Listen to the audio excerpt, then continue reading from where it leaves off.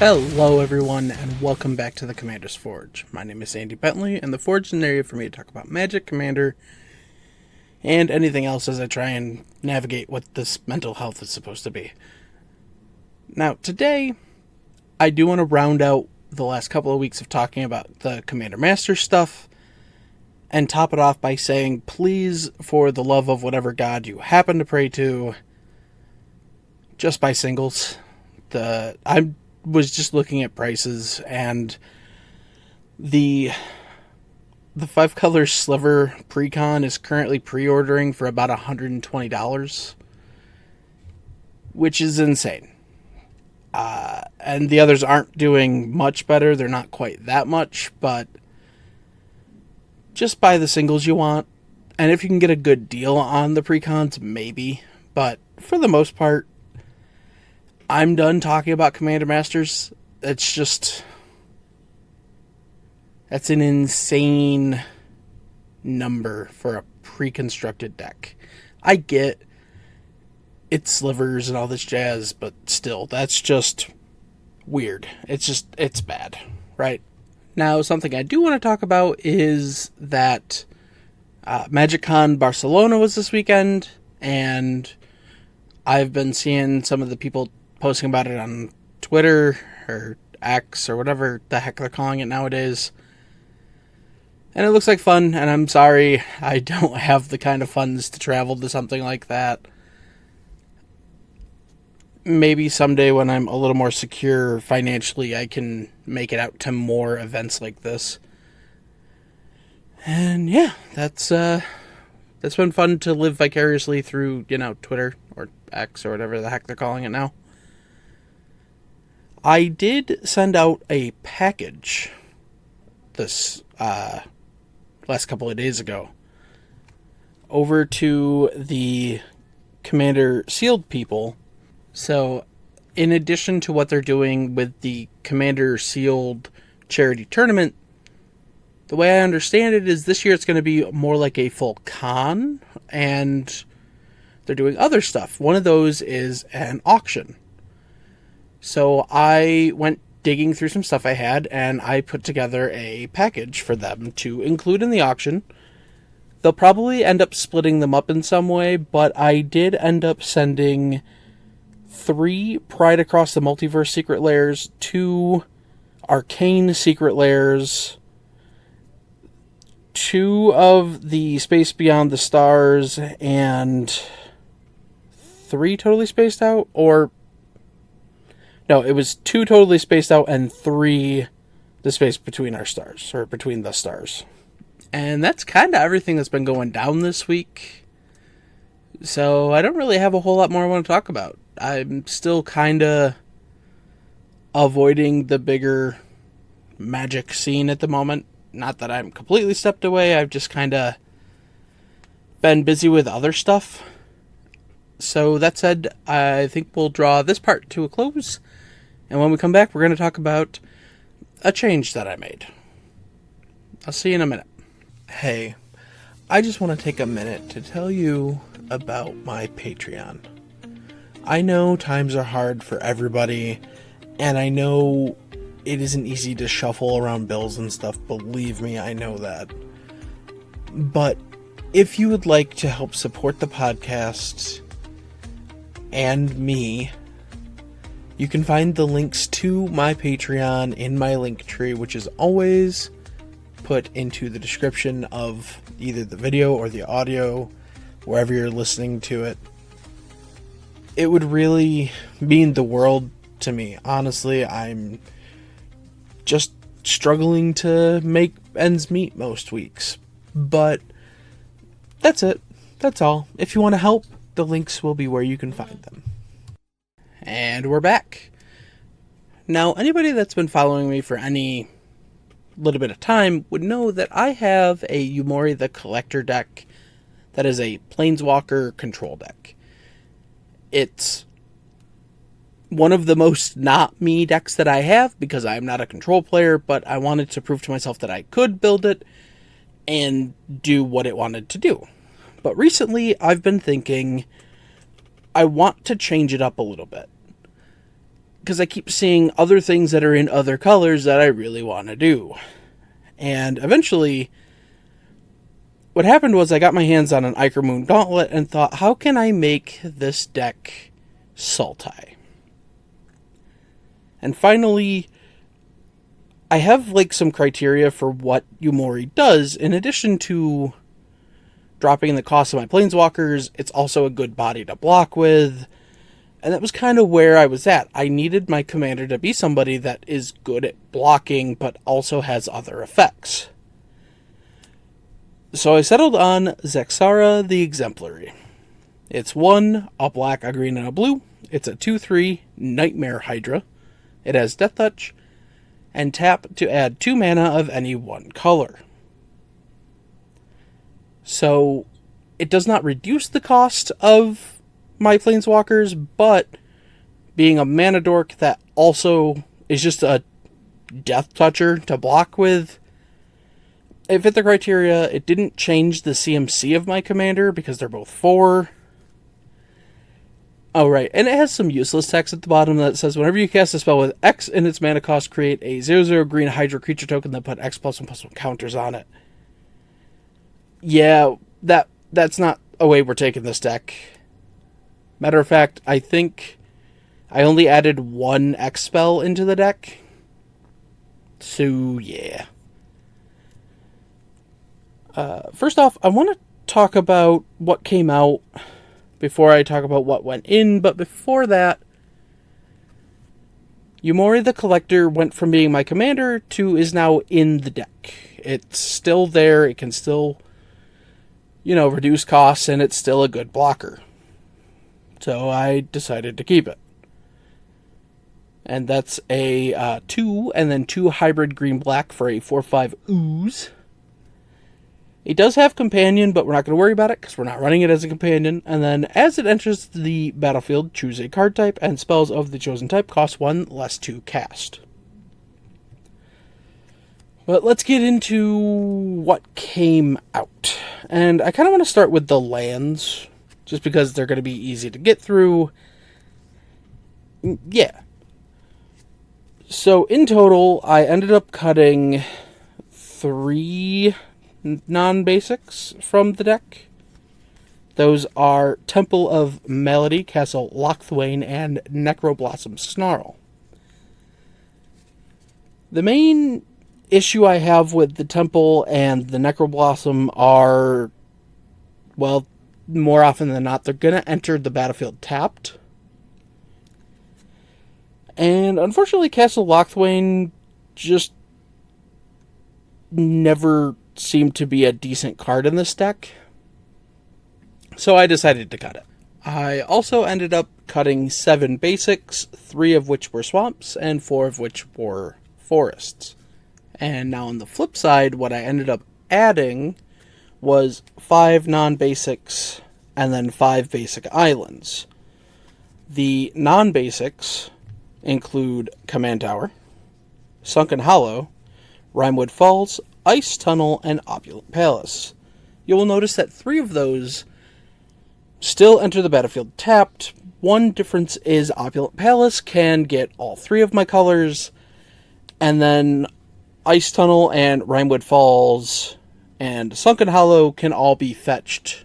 So that's why they ended up in here. Now, for the rest of the stuff that came out, I'm not going to go into too much detail about because they are coming out, but they are Confront the Past, Wretched Confluence, Nissa, Nature's Artisan, Soren Markov, Garrick Relentless, Karn the Great Creator, Obnixilis the Hate Twisted, Karn Liberated, Planar Bridge, and Nissa, Voice of Zendikar. The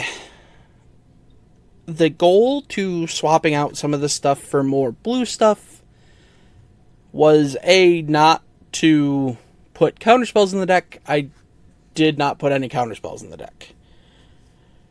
No, what I really wanted was essentially, well, one, that Iker Moon Gauntlet I talked about, but more card advantage. This was the one place the deck really kind of struggled sometimes. But let's just get into what was added. First up, we are going to talk about Moon Gauntlet. It's 2 and a blue for an artifact. Planeswalkers you control have 0, proliferate, and -12 take an extra turn after this one. Whenever you cast a non-creature spell, choose a counter on target permanent, put an additional counter of that kind on that permanent. So, yeah, I think the biggest one there is being able to 0 something that doesn't necessarily have a good +1. Like, say we have Liliana of the Dark Realms out, and we don't necessarily want to search for more lands, or maybe we've searched for all of our swamps. We can just use her to proliferate. And then eventually, when she gets to past, her emblem, and we get back up to 12, alright, well, activate everything, and then take another turn. Yeah.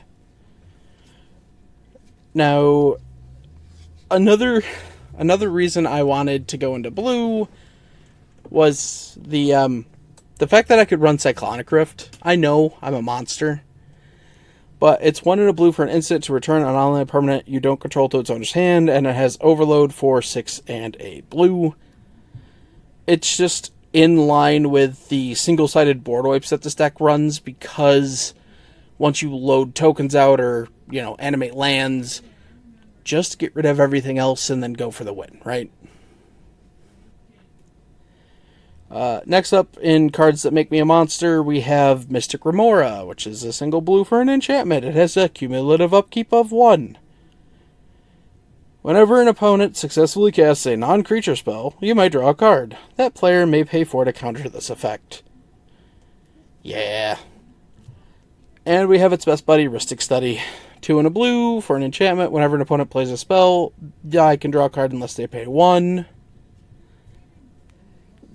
They just kind of go hand in hand, right? And talking about cards that people hate.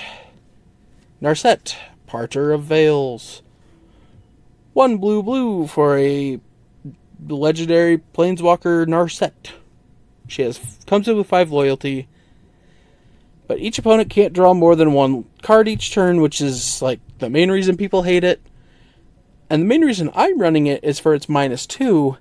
To look at the top 4 cards of your library, you may reveal a non-creature, non-land card from among them and put it into your hand. Put the rest on the bottom of your library in a random order. So in this deck, it's -2, look at the top 4, take a Planeswalker. Or take a removal spell. So it just makes sense. Now, another thing this deck does have is a lot of instants and sorceries, so I figured a Mystical Tutor would be a good addition. So it's a single blue for an instant to search your library for, in this case, an instant interrupt mana source or sorcery card. Reveal the card to all players. Shuffle your library and put the revealed card back on top of it. Gotta love old bordered, templated stuff. Right, and Blue Sun Zenith is the one X spell we're actually adding. It's X blue. It's also the only triple blue spell we're adding. It's an instant. Target player draws X cards, and then shuffle Blue Sun Zenith into its owner's library. And now we will round this out with, Jace. All the Jace. Except it's not all the Jace, it's only a few of the Jace that I know I had. First up, we have Jace Vryn's Prodigy. It's 1 and a blue for a 0/2 human wizard. You can tap it to draw a card and then discard a card. If there are 5 or more cards in your graveyard, exile Jace Vryn's Prodigy. Then return it, transform to the battlefield. And it becomes Jace Telepath Unbound. It's a 5 loyalty Planeswalker. Its +1 is up to 1 target creature gets -2/-0 till your next turn. -3, you may cast target, insert a sorcery card from your graveyard this turn. If that card would be put into your graveyard this turn, exile it instead. And -9, you get an emblem with whenever you cast a spell, target opponent puts the top 5 cards of his or her library into his or her graveyard. Are we going for a mill win? No. But, again, he starts at 5, so after 4 turns, if nobody deals with it, you just get to go to town. Yeah, good times. Next up, we have Jace Memory Adept, which is 3 blue for a 4 loyalty Planeswalker. It has +1, draw a card. Target player puts the top card of his or her library into his or her graveyard, and for 0, Target player puts the top 10 cards of his or her graveyard into his or her library. And for 7, any number of target players each draw 20 cards. Again, this is more here for its first ability to draw me cards. Not really leaning into the milling so much. But, yeah. Next up, we have Jace, Unraveler of Secrets. 3 blue for a 5 loyalty Jace. +1, scry 1, then draw a card. -2 is return target creature to its owner's hand, and its -8 is you get an emblem with whenever an opponent casts his or her first spell each turn, counter that spell. So I guess I lied when I said I didn't put any counter spells in, but it's the ultimate on a planeswalker, so I don't really think that counts. And finally, we have Jace the Mind Sculptor. 2 blue for a 3 loyalty Jace. It has a +2 to look at the top card of target player's library. You may put that card on the bottom of that player's library. It has a 0 to draw 3 cards and then put 2 cards from your hand on top of your library in any order. You can -1 to return target creature to its owner's hand, and -12 is exile all cards from target player's library. Then that player shuffles his or her hand into his or her library. So again, not really a mill deck. Do I have ways that I could mill somebody out? Yes. But who's ever going to let Jace the Mind Sculptor get to 12 loyalty, right? For the most part, it's here to, Fate Seal myself or Brainstorm myself. Yeah. But that's kind of it. That's it. That's what came out and what went in. And eventually, when I have the time, I will make a new version of this deck on Architect. I'll probably keep up the old version too, and then we can compare and contrast. But right now, it is so warm in this room right now. I am very exhausted just from the heat. So that said, I'm going to call it here. Thank you, and I guess I'll see you next time. Bye-bye. Thank you for listening. All of my links can be found in my link tree in the description below. I would like to thank Ian Foss and Cody Mulpey of the band The Crypt for allowing me to use music for my opening and ending, along with Nate and Erica Jacobs for making my original logo.